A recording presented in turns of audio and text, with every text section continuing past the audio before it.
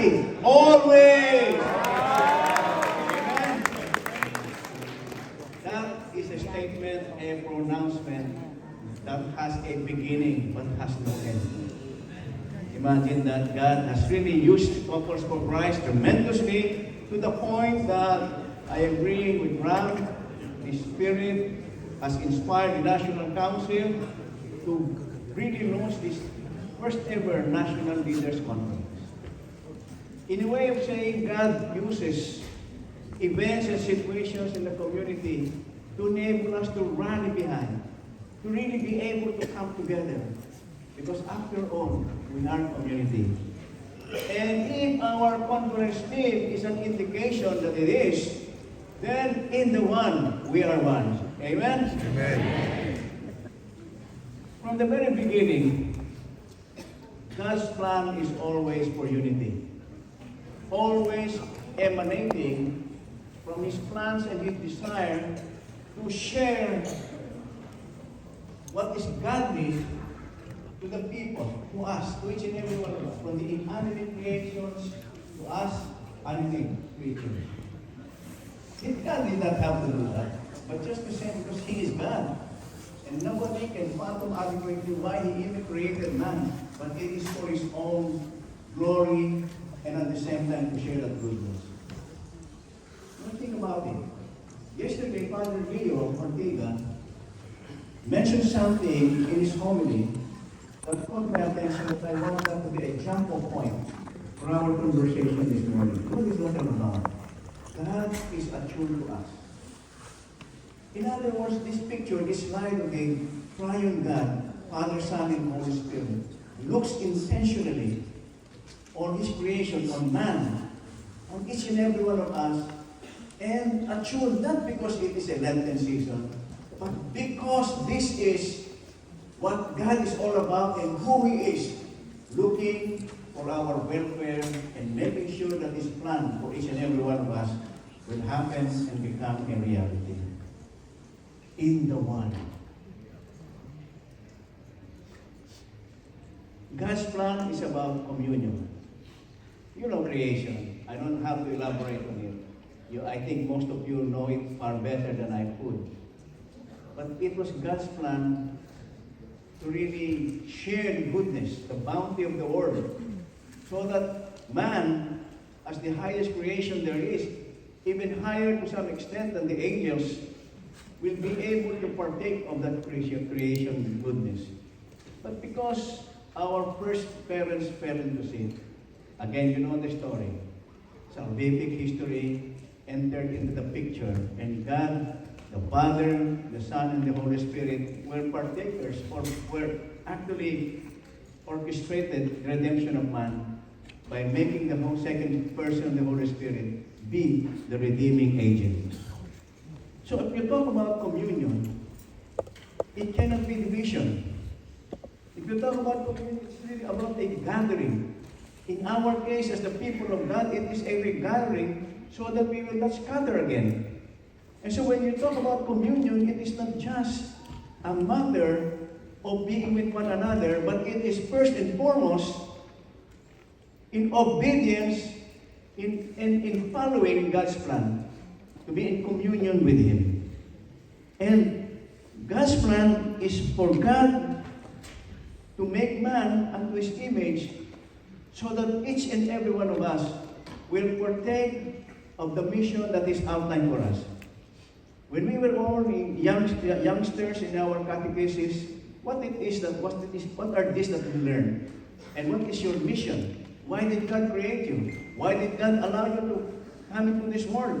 To know God, to love God, and to serve God.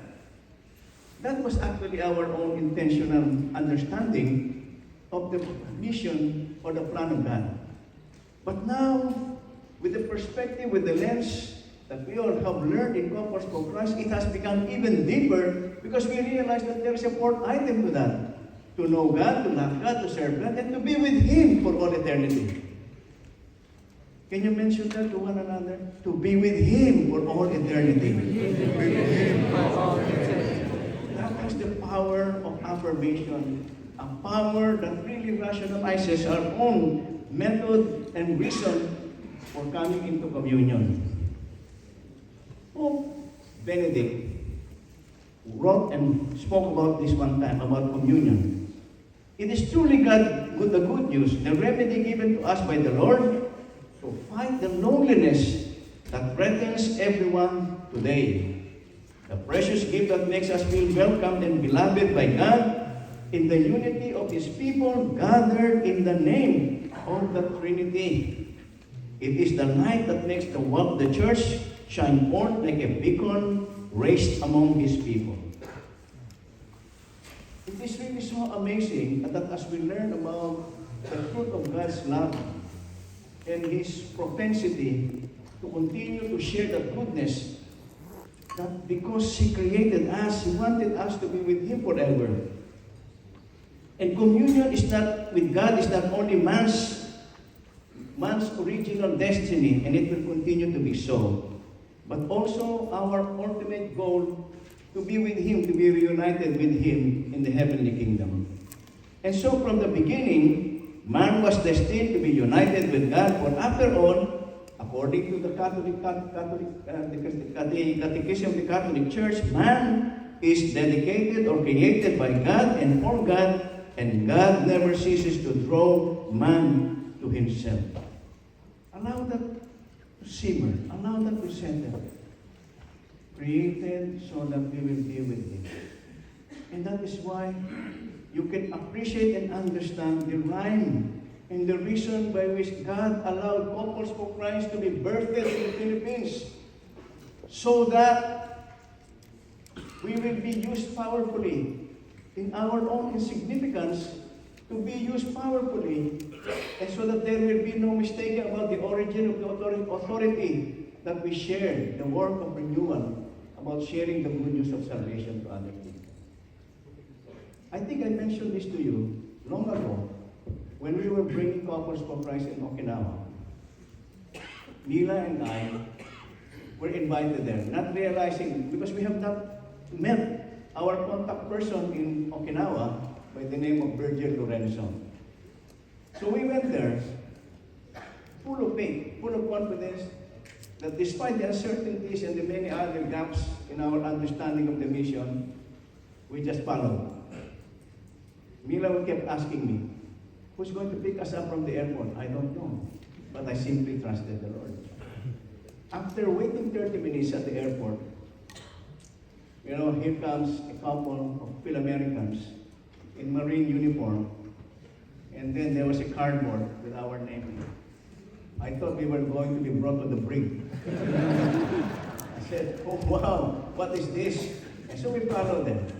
And when we gave the orientation talk, the standard orientation talk, but when we were at the point of the Q&A, that self-same Marine asked me, Brother Joe, where did Couples for Christ come from?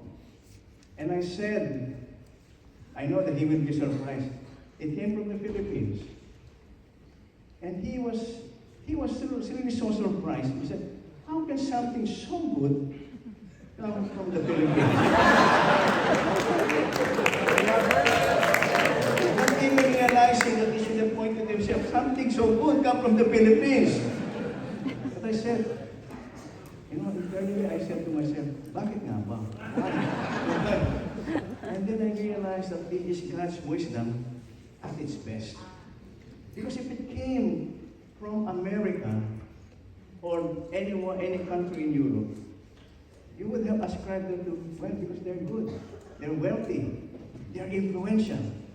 But because it came from the Philippines, a country today of about 110 million, and in the forefront of the news because of our officials' corruption, you realize that it could only come from the infinite wisdom of God's plan to raise couples for Christ in the Philippines. And I had confidence to tell to this brother, I said, if it came from the United States or anywhere else that is powerful and influential and rich, then you would probably have said, well, it's expected because they are that good. But because it came from the Philippines where we cannot boast of anything other than our own insignificance, we realize that it is by the power of the Holy Spirit that we are charging and moving forward, notwithstanding the uncertainties, notwithstanding the appellate, the name, the nicknames that have been given to each and every one of us in the Philippines. Because it's by the power of the Holy Spirit that God raised up couples for Christ so that it will animate the world. Amen. When, about 2 years ago, we were traveling on mission in Europe.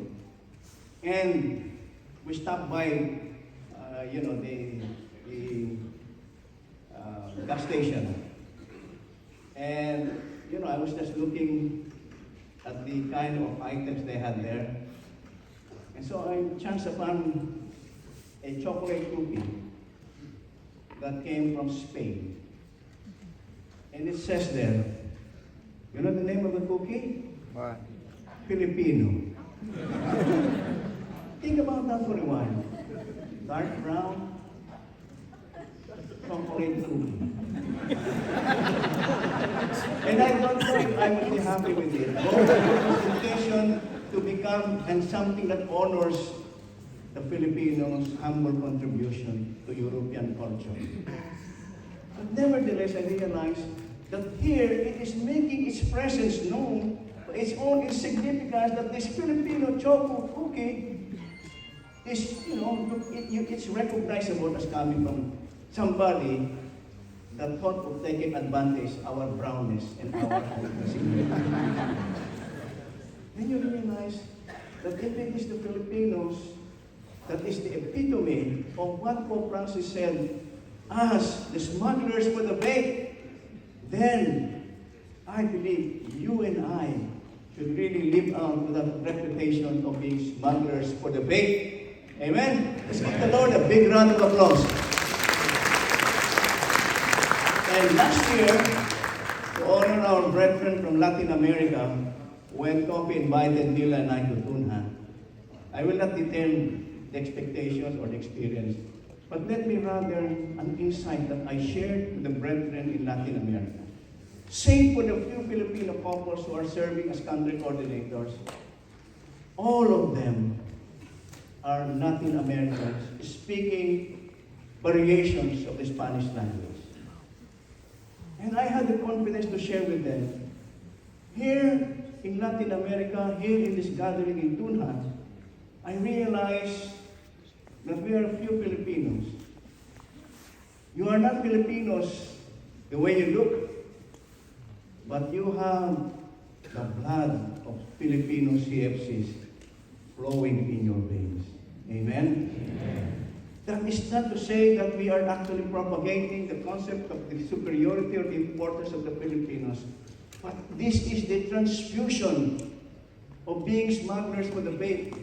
That is what it means to be couples for Christ, standing there in Tunja, Colombia, sharing the goodness of the Lord. That is what communion is all about. We may be moving about in many areas around the world, and yet at the end of it all, we are not Filipinos, we are not Hispanic, we are not Latins, but we are all servants of the Lord. Amen? Amen. If the servants are there, are the handmaids far behind? I cannot forget, I will not forget that tandem. Kobe got the joke. And brothers and sisters, our theme last year was Rejoice, Take Courage, Return to Galilee. How can you not be inspired by that theme? Because our Christian beginning, our upbringing in the church, our being called into our own Galilee experiencing God in a personal, in an intimate manner, responding and saying yes and following the Lord. That was the beginning of our recruitment. And we followed the Lord. We followed God in Couples for Christ, in the household, in the teachings, in the missions, in everything. But of course, the timeliness of the theme about returning to Galilee makes us realize that sometimes up and down our experiences may allow us or promote so that we will be neglectful in one way or the other. So returning to Galilee has its own power, has its own message, that what you encountered and what you have embraced when you first called at Galilee brings you back to a greater intimacy in the Lord. Pushing that conversation even further, earlier, we realized that in 2022, our theme was Christ Hymns, lifted from 2 Chronicles 7, verse 14. You know about the story, that if the people of God will humble themselves, whatever their sins are, they will be forgiven, and they will be lifted up. That is a process. It did not come as a random. And so in 2023, we realized that God was speaking again to the community. And the message was, rise, pick up your mat and go. And we did. We translated. We come to understand in a more intimate and a more detailed manner what it is to rise, to pick up our mat and to go. Then, of course, after that, the servant and light to the nations. You see, there is a progression. There is a rhyme and a reason. Something that you will not understand, but you will readily accept because you know it's coming from the Lord.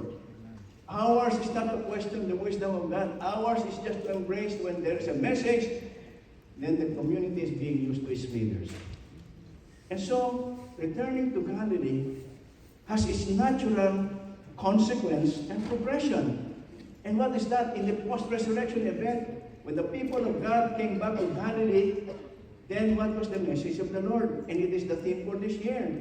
In the one, we are one.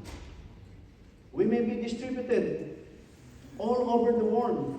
The Western Hemisphere, the Eastern Hemisphere, the northern part, north of the equator, the south of the equator. But at the end of the day, in our blood runs the Christian belief, the blood that has been redeemed by the blood of Christ itself. And so in the one, we are one, we realize that we are now being invited and challenged that what we have seen and heard, we announce to you also. In other words, what was that we have seen and heard? Your own experience at being called at Galilee. The in-between, so that at the point of your return to your Galilee, you realize that what you have seen and heard, you announce now to others. So that you will join us in the fellowship that what we have with the Father and with the Son, Jesus Christ, we write this in order that our joy may be complete. Think about that.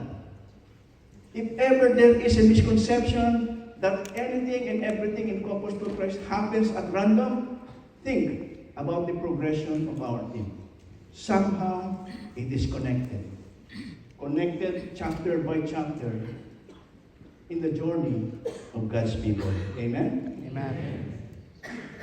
I think by this time, tapos na itong talk ko eh. It's as short as that. Because you realize it's a progression. At the end of the day, we are being called to come together into communion and into fellowship. But what are the major points of our team that I would like to more or less share with you? The first is really personal experience of God's goodness. Here, I know that there is no contradiction. Has everyone experienced the goodness of God? Yes. Raise your hand if you do. You do or you did? But because it is continuing, we experience the goodness of God. Amen? Amen? Even if we are in the low side of our lives today, even if we are challenged by the problems of the world, even if it is not us, parents, it is our children or our loved ones, we realize that we are all seeing the goodness of God. On many occasions, we do not understand God's plan. But because we have been trained to be a people of God, we realize that when we latch on to that prayer and expectation, it is the goodness of God that we are seeing. We may not fully understand it, but we always say, Lord, whatever is your plan for us. Amen? And so that is really about our personal experiences taken collectively multiplied over and over, is what we have seen and heard. Then the next thing is really about the proclamation of the goodness with others. When you share your experience, your encounter with the Lord, the victory of God in your lives, and the many things that you have heard in Couples for Christ over and over again, from the trivial to the most exciting, to the most horrendous, to the most awesome expression of God's plan, you realize that you are living community. Isn't it about proclamation of the resurrection of Christ that started with the pronouncement and the announcement with the women? It has started to have its ripple effect. It continues and continues up until now, so that we will know that it is unmistakably coming from God's goodness. You know, last night I had a quick conversation with Raymond, and he was excitedly sharing to me what is happening in America about the transformation in many people, seeing, experiencing the manifestations of God's power and might. When I heard that, I said, this is really God's times for us to see signs and wonders. But it's not the end of the world. But when I see signs and wonders and sharings and the excitement of being able to confidently share about the goodness, the manifestations, the awesome presence of God in our lives, I know that we are part of the fulfillment of God's great commission. Amen. You know, I realized that when I was looking at the whole blue or the panorama of global Couples for Christ, when I started going out on mission in Couples for Christ, I was impressed, as I still am impressed, by the brothers and sisters in Couples for Christ USA. Why? Because this is where your search for the green pastures led to your being able to fulfill your dreams for you and your children. Amen? Let's give the Lord a big round of applause. In contrast, when I went on mission in Europe, where is Eric now? Eric, are you here? Oh, Mark, Eric absent for the When I went to in CFC Europe, and I saw the brothers in Western Europe, I said, my goodness, how can God's work become fully manifest? Not to belittle the brethren. When you talk about leadership, leadership is influence, according to John Maxwell. When I see the brethren in Rome, in Italy, in France, they were actually home caregivers. They're working in the homes of the rich people, the affluent people, doing manual and servile jobs. And I said, you know, there is so much uncertainty because many of them were overstaying and in danger of being deported. And I said, how can this even compare to CFC USA, CFC Europe? I said, doesn't make sense.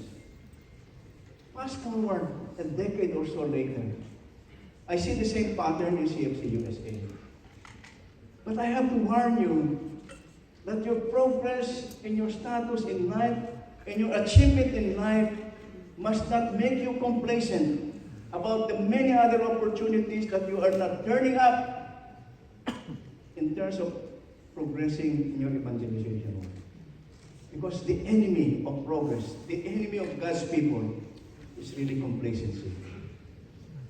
But what did I see differently in Europe? You know, with God's goodness, there was an amnesty declared. So all of those Filipinos called TNT, translate this to our Hispanic brethren, tago ng tago, became legalized and became citizens of their respective countries. Even if the circumstance of their employment remains the same, that they're blue collar, actually sweeping, cleaning floors, you know, cooking and taking care of the Europeans, things were changing slowly, gradually, but surely. And what is that? I see our CFC Italy still working. But their children are now citizens and they were given access to the best schools that Italy can offer, allowing each and every one of them access to the health care that is not up present in the Philippines. When I see this kind of pattern in CFC France, I realize that God is really all moving about. And I realize the fact of the matter, everything happens in God's time. Amen. Amen. Let's give the Lord a big round of applause. And so if you go to CFC Europe today, you will see the children of CFC, the second generation, YFC, SFC, who are getting married to those in community. But realize that they have advanced so much in life because they are sought after in terms of their employment. They animate society. And if I look at the global perspective and I realize there are so much illegals, there is so much migration, so much chaos, I said, the solution to the problems of the world about chaotic family life, whatever the religious persuasion of those people, legal or illegal, that are sweeping the world today because there is a borderless world, you know what is the therapy to that malady, to that global illness? Ask me.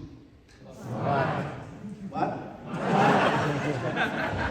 Don't ask me why, because I don't know. If your question is what, then I will be able to answer. The what is that? The solution? Bring in more Filipino families. And I will tell you why. Because we are smugglers for the faith. When there are Filipinos, whether you're CFC or not, Catholic or just Christians, you realize that they bring with them immutably two values. What is that? Faith and family life. Amen? Amen. That is the beginning, the seeds by which God will be able to use each and every one of us. In my conversations with brothers around the world, when they're struggling with the migrant service, they will always compare. How come the born again are able to bring these brothers and sisters, Filipinos, meet them at the airport, bring them to there wherever they are, and we're not doing that. And I reflected upon them. Why not? Why? I cannot figure out either. But then when I realized that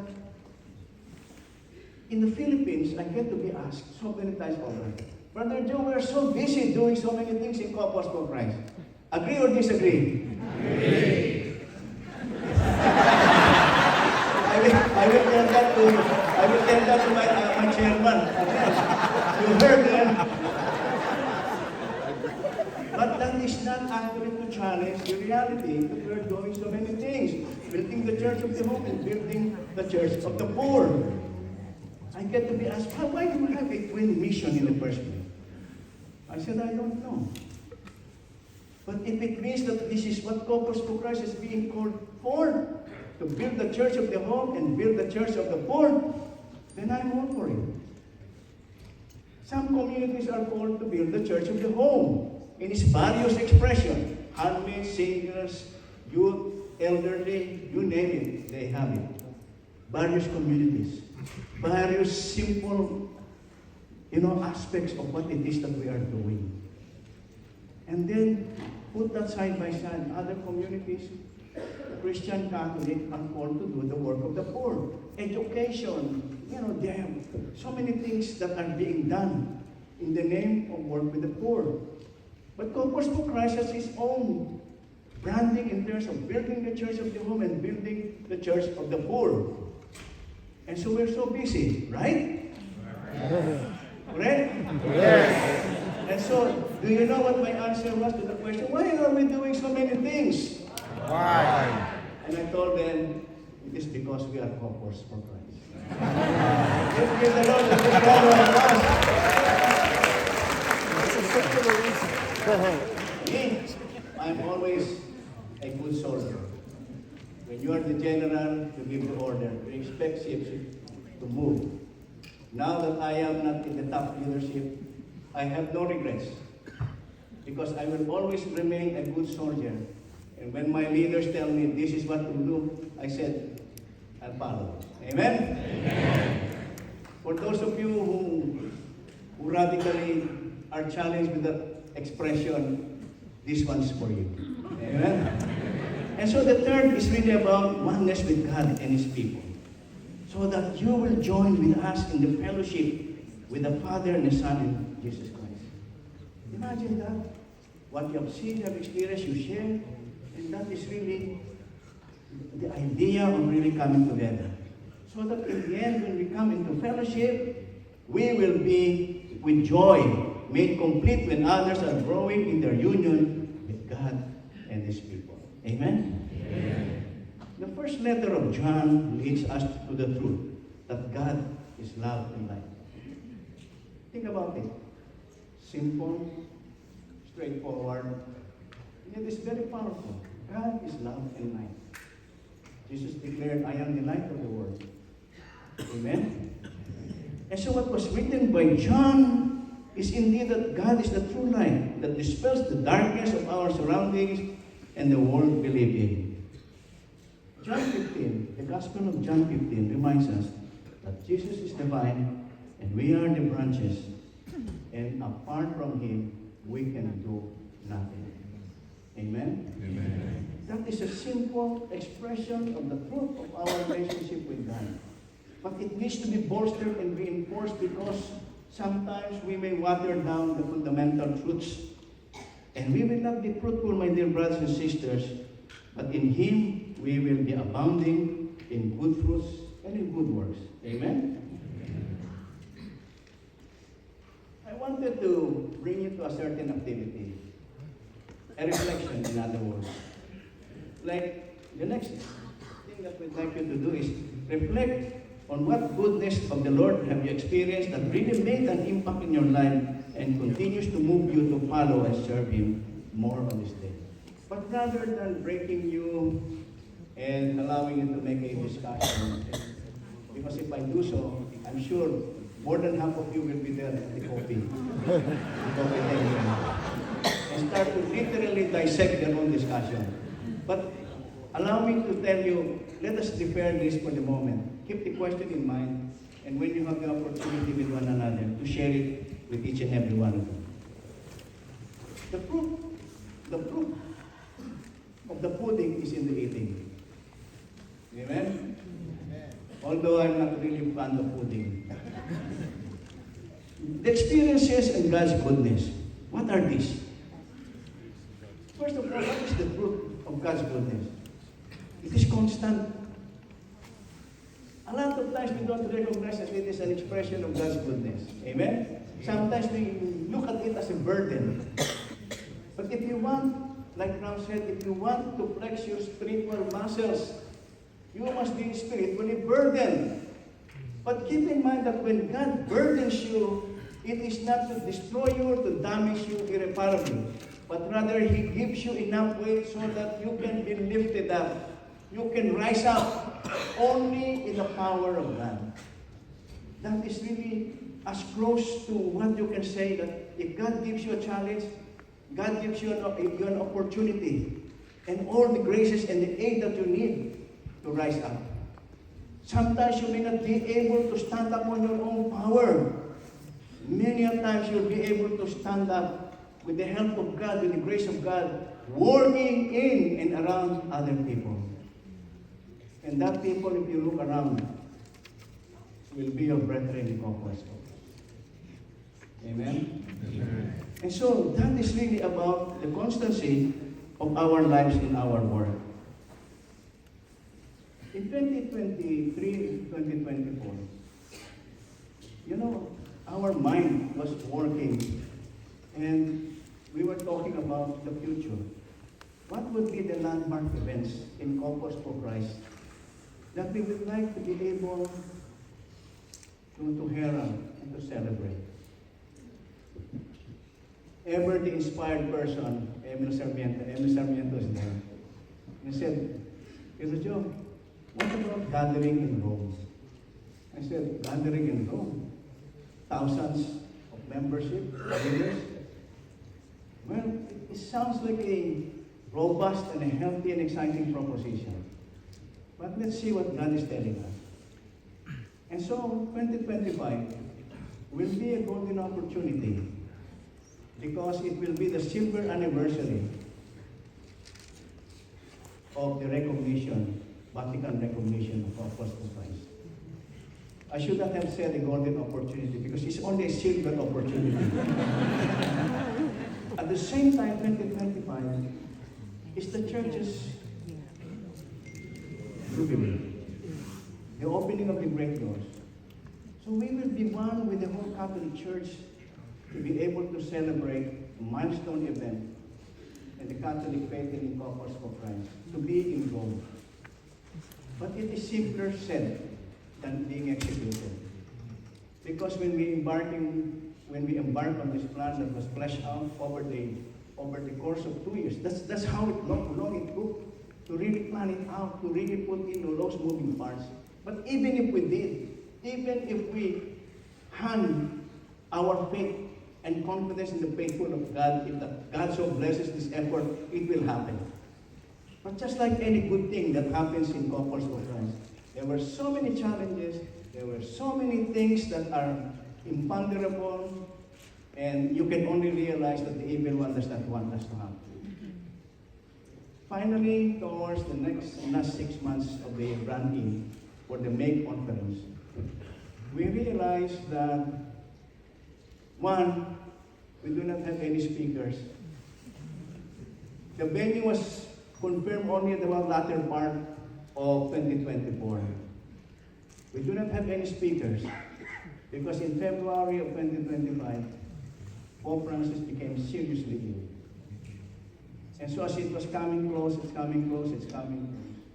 again, the same thing happened.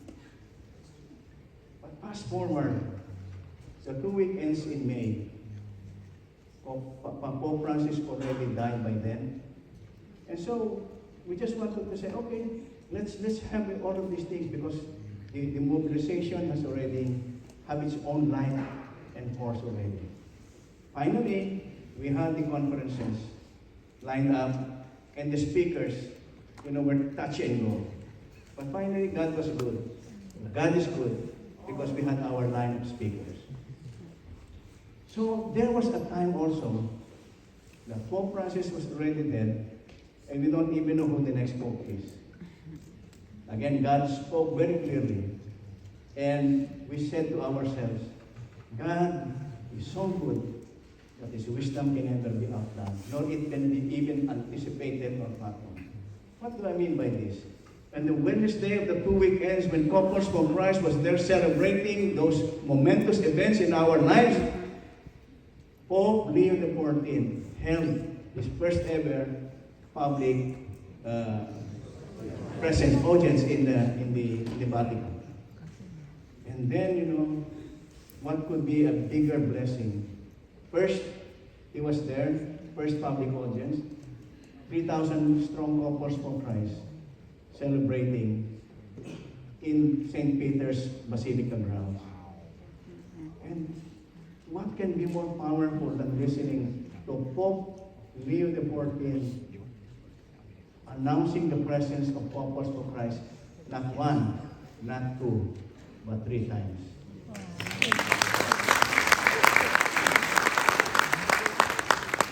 The next day, we had Mass in St. Peter's Basilica. 2,500, that's the approximate number, was celebrated by the Archbishop and our own Archbishop Garcera. And at the same time, how many priests were there? 40-something priests. But this is the amazing thing. Ordinarily, this does not have value outside of church. But in that event in the Vatican, really honored our heart's desire. Because it was almost exclusively for Corpus for Christ, 2,500 strong. And the only reason, and the only way you can enter into that area, cordon of area, is ID and Corpus for Christ. God's goodness cannot really be doubted. For God's goodness is constant. Mila and I got sick with COVID in 2021.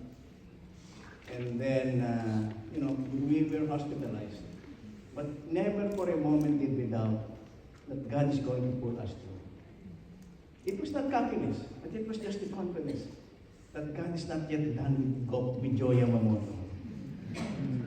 That is not presumption, but it is the feeling that, God, you're in control. I claim your healing. And so, when another twist and turn in 2022, I was diagnosed with coronary artery disease. And long story short, I had angioplasty. And some wise Alec leaders in Corpus for Christ was asking me, because I'm a heart surgeon. The question went this way, Tito Joe, are you a heart surgeon, right? Yes, I said yes. Why did you have an angioplasty versus coronary bypass? So again, this was me. And I said, I realized I could not operate on myself. That's why I entrusted that to another cardiologist. I did not want another surgeon to operate on me. That's why the cardiologist. But true enough, the fact of the matter is that I had an angioplasty because when I realized, or when we measured the risk, the pattern of the coronary artery blockage, whether you have a bypass or an angioplasty, the long-term outcome is the same. That's why I opted for a coronary angioplasty. Amen? Amen. God is good? All the time, God is good. Pope Francis said, the joy of the gospel fills the hearts and lives of all who encounter Christ. The simplicity of this message tells me we don't have to elaborate on that. It speaks the truth. It speaks a very powerful message that elaborating on it will just simply water the truth of what Pope Francis mentioned. And yet, brothers and sisters, the joy of the gospel fills our hearts and lives. What are the fruits of God's goodness in 2025? I was trying to reflect. Should I highlight the goodness of God's goodness to CFC for the U.S. or for the world? But rather than give you the details, but these are the fundamental blessings of the Lord. The Lord has allowed us to continue with our mission. And I reflected on our own journey. We were actually besieged by two crises. 2007, separation. 2009, another separation. We inherited a big debt. We did not have any money. But by confronting the reality that we inherited a huge amount of debt, we relied on the cooperation and the belief system of Corpus for Christ leaders and members globally to be able to pay it off in 6 months' time. After that, our eyes were focused. We have been renting for the longest time. Isn't it time for us to acquire our own property? And God has been so gracious because He gave us our GMC today. We bought that with no money. We promised, we made a promissory note to the bank. We paid it off. We refurbished it. And today, our funds are not so much, but it is healthy. We are always running in the black. In other words, we are funding and able to fund our global mission work. And thanks to each and every one of you, and thanks to all Corpus for Christ globally, we are moving forward. You talk about Latin America, the Caribbean, Africa, Central Asia will soon open, and the rest of the world. That is really moving forward. The Holy Spirit is indeed pervading the whole community so that we are moving confidently. We do not know the answers to the many challenges, but we always hang on in faith that God is in control. Are you okay? Yes. More stories? Yes. I realized after 41 years this year of Corpus for Christ, I have become a storyteller. Oh, thank you. I still have plenty of time. Thank you, Lord. Talking about the family ministries, I can honor the Lord. Because if God wants us to see the future of Purpose for Christ, it is not in the territorial or geographic expansion. It is in our penetration, in our influence on bringing in more and more families from around the world to Purpose for Christ. Amen? Amen. So I will honor and together bring this big round of applause to our family ministry.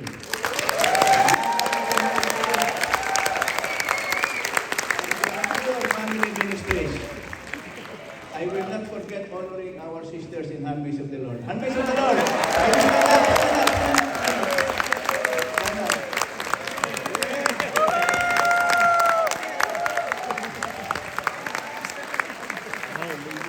Last to be outdone are the servants of the Lord. Bobby Mela, there you go. So these are our courageous servants of the Lord. Amen. Just this weekend, Manila or the Philippines finished this seniors conference. Amen. Are there representatives from CFC USA in these servants? Seniors conference. I'm sorry, seniors conference. And you know, on the Facebook, I realized, wow, they were all excited, rightfully. From before it was 700 to 1,000, now I think they exceeded 1,500. Energetic, gleeful, happy seniors attending in Albay, Philippines. Let's give them a big round of applause. 2 years ago, somehow I gave them a percent of my thinking. I said, I am celebrating with each and every one of you because you are more than 1,000 strong. Seniors Purpose for Christ. But if I am going to see the prognostication of what I see today, I will be worried for Purpose for Christ. Because every year, more and more of you are really being, transitioning to the seniors. And I realized and I said to them, do not ever neglect the young Purpose for Christ. They are the future of our community. They will animate our community. They will recharge this community. And they will be the ones moving forward. If we want to see the future of community and the future of the world, let us take care of our young Purpose. Again, unmistakable is the plan of God. You know, last year we were in the Middle East, Dubai, Bahrain, and you know, a good number of them were actually moving out of Middle East, young, mobile families. Some of them come to the United States. Some of them go to Canada, Australia, New Zealand, anywhere and everywhere. I was asking myself, why, Lord? These are people who are serving well in the Middle East, and now they're moving about in the other countries. But you know, our leaders there are so focused, even realizing that they will never be citizens of the Middle East. They realize that if they want to get the momentum of future improvement, they have to move in other countries, US, Canada, and the rest of the world. But then you can see the pattern of God's wisdom. Because these young couple, as they are being inserted and embedded in those countries, first, they have been recruited in Purpose for Christ, Middle East. Secondly, these young leaders are put into a fast pace of leadership development so that when they migrate and they are being taught and brought into the community of Purpose for Christ in USA, in Canada, and elsewhere, they become animators of community life. And I said, God is so good because He has given us that assurance that the young family members are actually pitching in and coming into the community of Purpose for Christ. Amen? Amen. So talking about if you want to improve the world so that the world will not become a radical world, bringing the Filipino families. You agree with me? Yes. Yes or yes? Yes. That's one thing I like with you. God's light does not just reveal what is good, but it also shows us our weaknesses and our sinfulness and opportunities for renewal. His light unites us together as one body of Christ and inspires us to grow, leading us to transformation.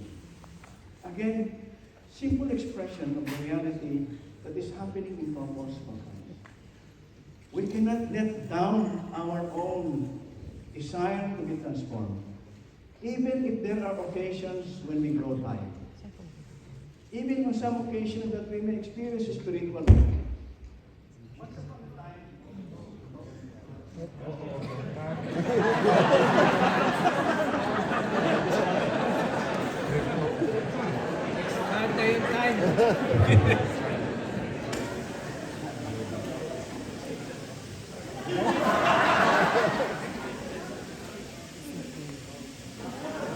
Out the snow. I need to shout to each and everyone.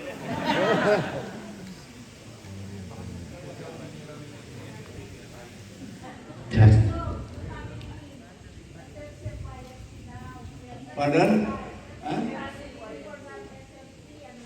I said young family ministries.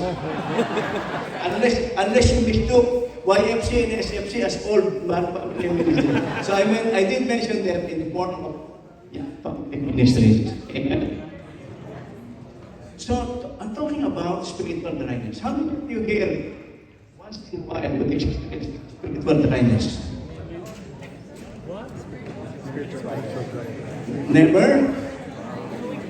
Never experienced spiritual dryness? If that is the case, you're blessed.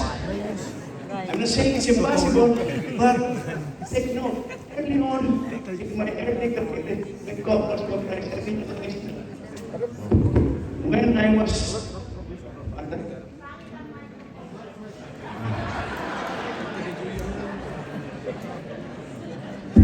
Receiver yan, hindi yan sa receiver yan.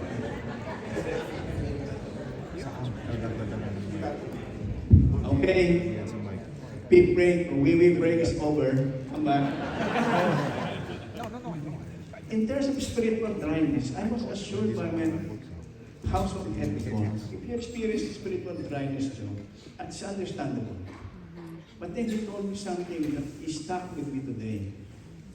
In your spiritual dryness, God will use that circumstance to awaken you. Because before you know it, you are being called to greater service. Greater service, whether you like it or you like it. Whether your papers are finished or unfinished, you submit it. It makes you wonder that God does not want you to wallow on your spiritual dryness, but rather use that circumstance of your life so that you will understand that God is not yet done with us, and God's plan are always be revealed. Amen? Amen. So as much as there are promises of God's blessing and abundance, there are also recognizable the hindrances in experiencing God's goodness. Amen? Amen. What are those hindrances? When we lose sight of God. Maybe you can move forward this line. When we lose sight of Him. When do we lose sight of Him? When we probably mistake progress or, for example, opportunities that we exploit, forgetting our responsibilities as community, and count it as, anyway, I'm blessed, so I'm using my blessings to serve God. But there is always a sense of proportionality. I mean, I don't have, you know it, you have to balance. But when we lose sight of Him is when our prayers are distracted, when we do not really become imbued with the kind of fervor that we have in terms of connecting to God in our prayer life. We lose sight of Him when we do not listen to Him. When our days or times and opportunities are really filled up by the clutter of the world. Amen? So when we do not listen to Him, what about us CFC leaders? What areas of renewal do we need to address? Just make sure that we do not fail to focus on Christ as we pursue our CFC community activities. Amen. So many, so plenty. Sometimes, or at times, we'll be complaining that we have so many activities. But we need to balance over time. I do not have the single formula to be able to resolve all those challenges, except to reassure you that we need to be able to balance. I mean, your household, your pastoral heads will be able to work with you so that you can discern and select what kind of service that you would have. So in our care for our community activities, that is not the end all or be all. Why? Because it is about, Compass for Christ is about people. Amen? Our work is really about not only evangelizing. When we evangelize, we do not evangelize aspects of work. We evangelize people. We bring them to a recognition that they are in need of God, and God calls them for a personal and transformative renewal experiences. And so, when we take care of our people, it is really the reason why Compass for Christ has its own household. In fact, I have been asked many times by friends from other communities, because we compare notes. And they said, how come Compass for Christ is really growing in so many aspects of the work? And I said, well, we follow the same papal encyclicals. It is explained to us, we internalize it, the same sacraments, the same Holy Eucharist, the same as all Catholics. But then there is one differentiating presence and factor. And what is that? It is really our household. Amen?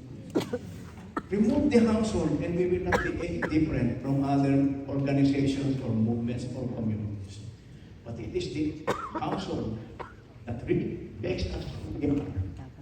You know, it takes a lot of challenges to explain to the brethren, especially non-Filipinos, to open their homes to the presence of God's anointing, the presence of God, the entry of God, and His word and His experience and empowerment when we open our homes to our household meetings.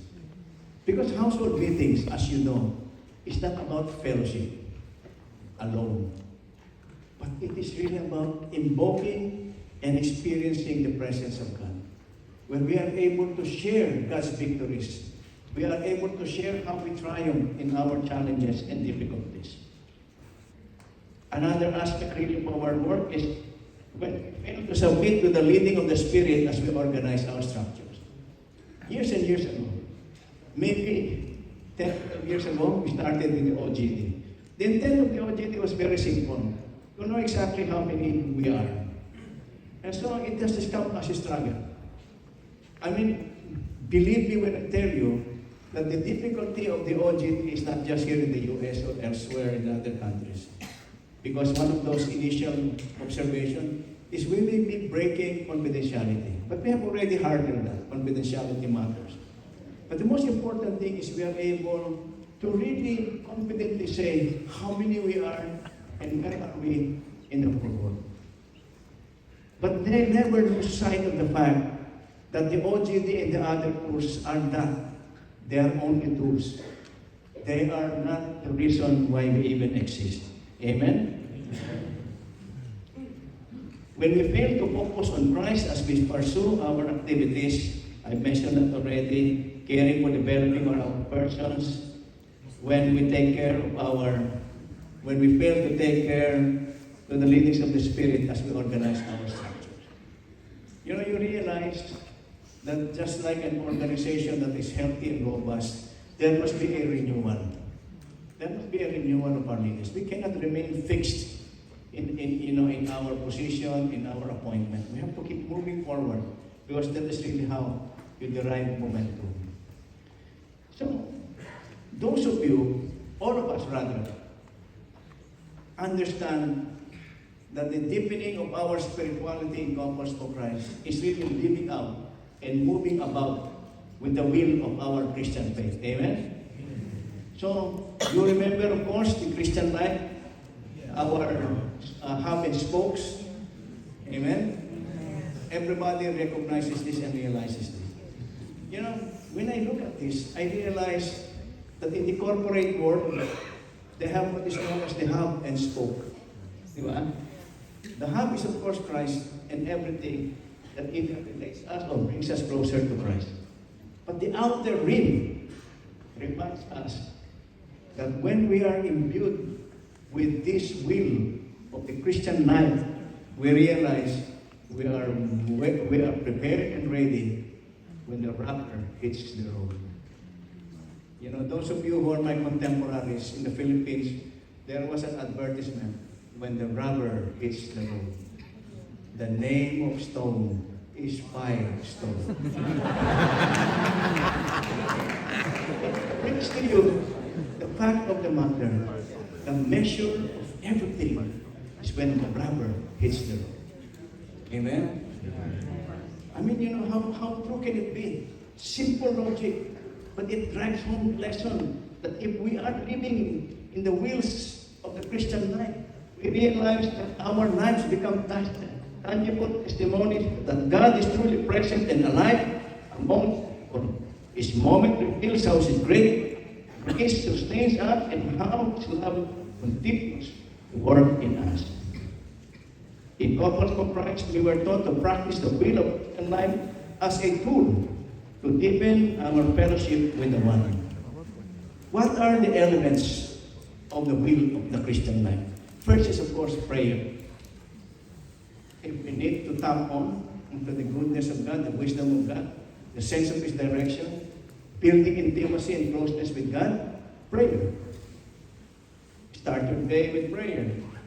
Pray every single time. Pray when you retire in the evening. Challenging times, celebratory times. You always celebrate things with a prayer.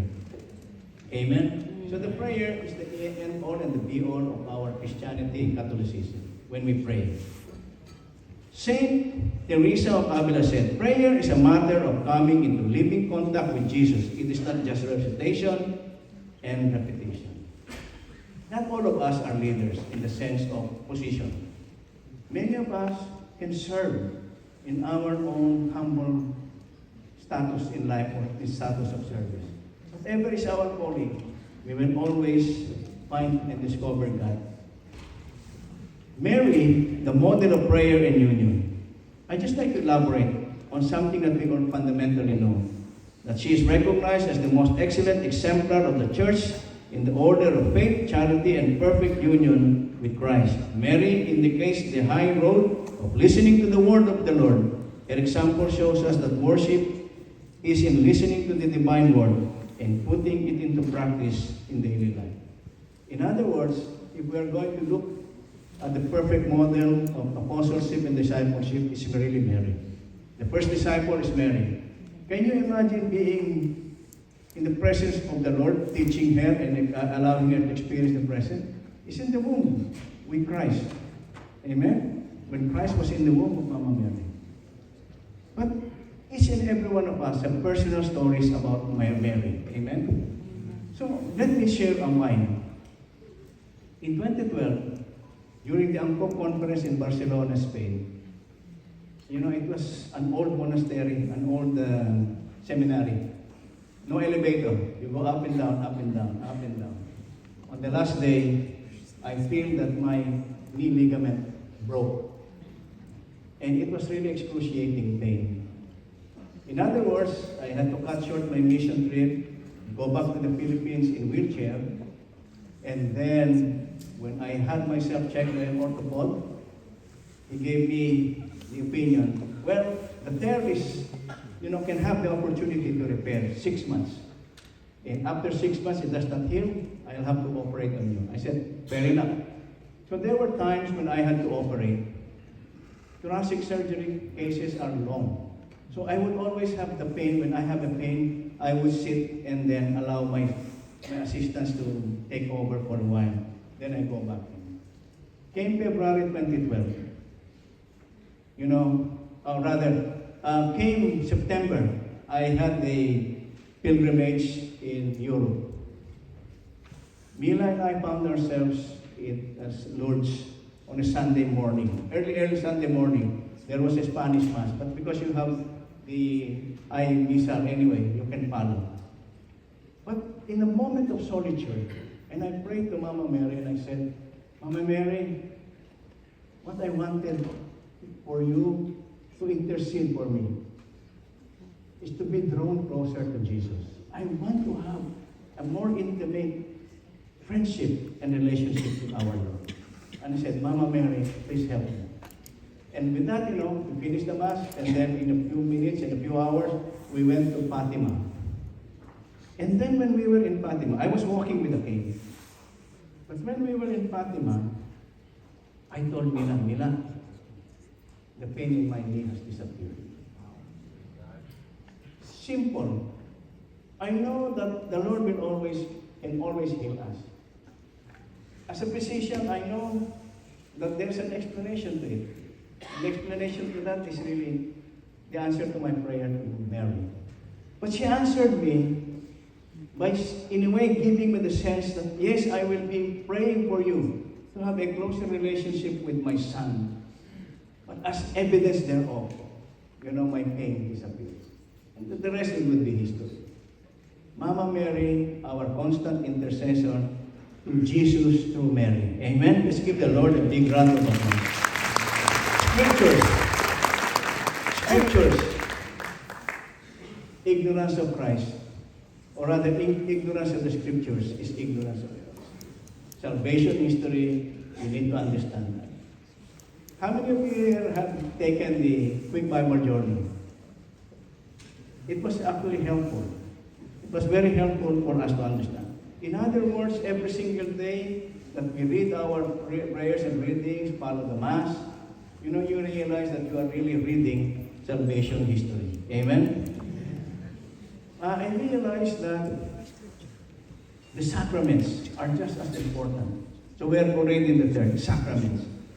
You receive the sacrament, it is the grace of God, it brings you closer to God, it animates your spiritual life, etc. And you know what the sacraments does. Okay? Then the next is really witnessing. Witnessing. Let me try to put emphasis on what witnessing is all about. And bring you back to the section 41 of the Evangelium Nuntiandi, 1975. Perhaps half of the audience has been born already in 1975. Amen? So this is what the Papal encyclical said. Modern man listens more willingly to witnesses than to teachers. And if he listens to teachers, it is because they are witnesses. In other words, my dear brothers and sisters, for us to come well as couples of Christ, people need to see transformed lives. You can talk about the eloquence and the power of your, elocution about the gospel, about the encyclicals and everything. But if people do not see the transformation in Christ, it will be a hard and difficult convincing. Through our witness in our daily living, may those around us be reminded that the Lord is near and ever present and faithful to His people. Last but not the least, and everybody's favorite, fellowship.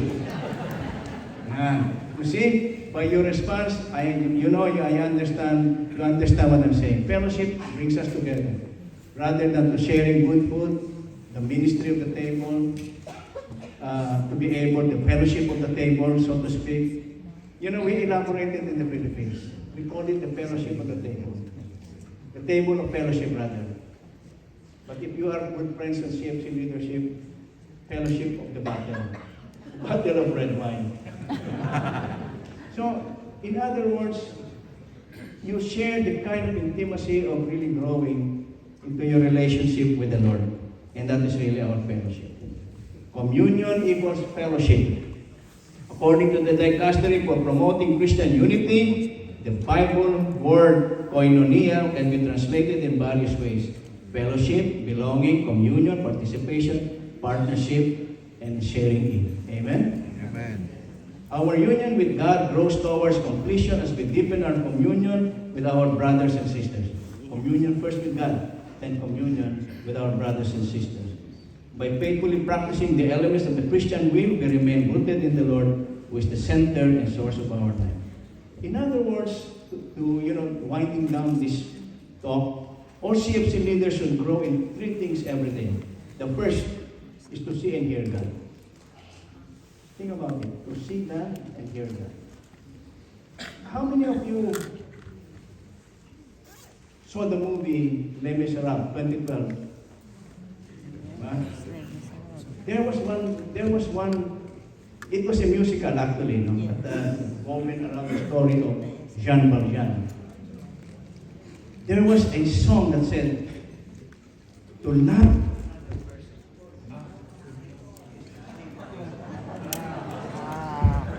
I still have 1 minute and 9 seconds.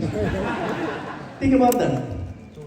To love another person is to see the face of God. I realized, I said, maybe it's just Hollywood. But as I realized, that is really true. When we love our spouse, when we cherish our children, when we love our brethren in Corpus for Christ, we realize that indeed we are seeing the face of God. Because God is all good. And all that can happen is really being able to see and hear God. The second is to proclaim His goodness. Amen. And you can do that in witnessing to lives transformed. And to invite others so that they may grow in union with God and communion with one another. Last slide. Next slide. Okay. This is advertisement. Last December, after finishing my term as chairman-president, I realized I need to go back to my practice. I forgot where I placed my stethoscope. So I ordered from Amazon, but it could not be delivered in the Philippines. So I asked first, Topi will not be available, no? So I said, maybe I would have to ask because the time frame is the ILC, if it can be brought. So I asked Eric B. Eric B, are you here?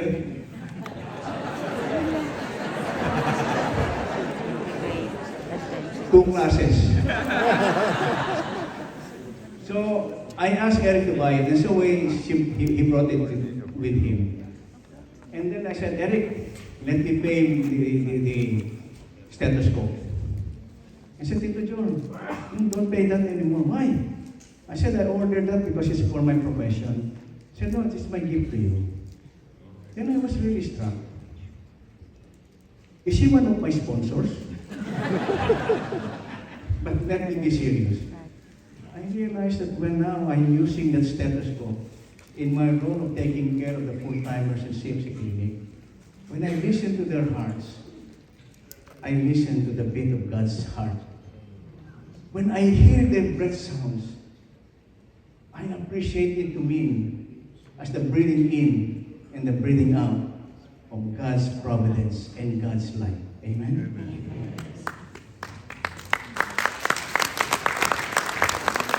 And not to be outdone is, of course, I have to thank my principal sponsor, the National Council of Couples for Christ USA. Because when I requested them to send this to me, to buy this for me, I have no intention of paying them in the first place. Because it's a gift. I realize ignorance of the Bible is ignorance of Christ. Way back in 2012 to 2019, I tried to do my own individual best to be able to translate this gospel and bring it to as many people in Corpus for Christ as I could.